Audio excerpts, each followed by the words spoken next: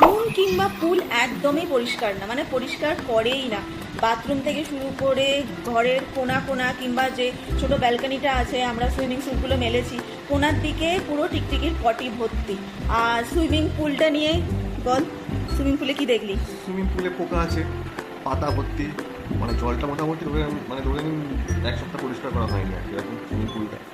ঘরের বাইরে কিছু জায়গায় নোংরা, ভেতরে কিছু জায়গায় নোংরা রয়েছে, যেমন হচ্ছে আন্ডার টেবিলগুলো নোংরা আছে, বাথরুমের টাইলসটা উপরে নোংরা আছে, গিজারের জল গরম হচ্ছে না, কাজ সেরকম করছে কি বুঝতে পারছি না। দুপুর থেকে চালিয়ে রেখে দিয়েছি, বিকেলে গরম জল পড়ে। মানে 3,500 টাকা, মানে আর একটু বেটার, 3,500 টাকার একটু বেশিই নিয়েছে। হ্যাঁ, একটু বেটার অবস্থা। হ্যাঁ, খাবার ভালো ছিল, খাবার ভালো, খারাপ বলবো না। মানে মাটন করেছিল, বোঝা যাচ্ছে যে প্রোটিন মাটন ছিল, সেখানে রান্না করে দিয়েছে, কিন্তু খাবার টেস্টফুল ছিল, ভালো ছিল, কোয়ান্টিটিও ভালো ছিল, খারাপ ছিল না। কিন্তু স্টেইনটা আর একটু পরিষ্কার হচ্ছে, যেমন ওখানে রং চটে গেছিল সেইগুলো কী হয়েছে। আমি দেখাচ্ছি, অল্প কিছু নমুনা দেখাচ্ছি। এই যে বাথরুমের এখানে একটা ফাঁকা স্পেস আছে, এরকম ময়লা। বাথরুমের সিলিংটা দেখো কি অবস্থা। এবার বারান্দায় বলছিলাম, মানে ওই ব্যালকনিতে, ওটা চলো দেখাচ্ছি।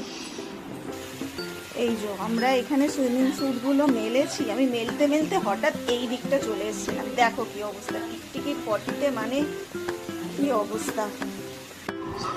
এই এবার একটু স্ন্যাক্স অর্ডার দিলাম, 2 চিনি ছাড়া লাল চা আর এই পেঁয়াজ পকোড়া। ঘরে আমাদের ওই যে দেখতেই পাচ্ছ, ঘরে সবই ছিল, চাটা ফ্রিতে করে নিতে পারতাম, কিন্তু ওই যে বললাম সব জায়গায় ধুলো ঝুল, তো চা বানাতে গিয়ে দেখি একটা কি বলে কাপের ভেতরেও পোকা লেগে আছে, তো বাধ্য হয়ে সেই চাটা আমাদের টাকা দিয়ে আনাতে হলো। যেটা বলছিলাম, কাপের মধ্যে পোকা, এই দেখো, দেখতে পাচ্ছ এইটা।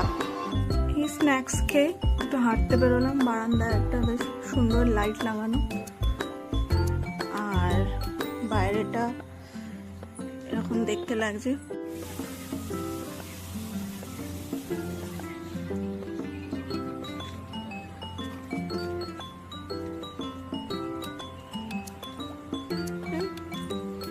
আগেও দেখিয়েছি এই মাঠটা, জোরে বৃষ্টি হয়েছে বলে মাঠে আর গেলাম না, মাঠটা পুরো ভিজে আছে।